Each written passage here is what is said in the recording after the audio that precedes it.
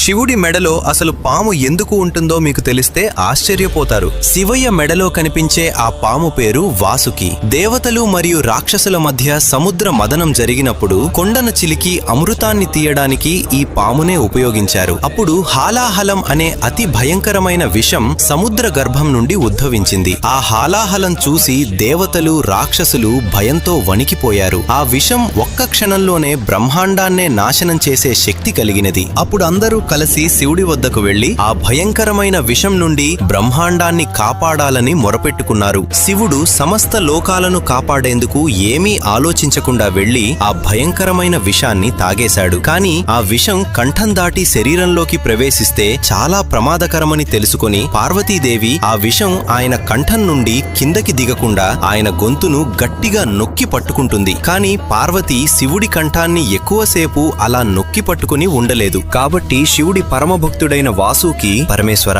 నేను మీ మెడను చుట్టుకుని ఈ విషం కిందికి దిగకుండా ఆపుతాను, అంతేకాదు మీ మెడలో అలంకారంగా మీతోనే ఉండిపోతాను అని వేడుకున్నాడు. శివుడు చిరునవ్వుతో అంగీకరించాడు. అప్పటి నుంచే వాసుకి శివయ్య మెడలో శాశ్వతంగా నిలిచిపోయాడు. ఫ్రెండ్స్, శివయ్య ఆశీస్సుల కోసం అందరూ ఓం నమః శివాయ అని కామెంట్ చేయండి.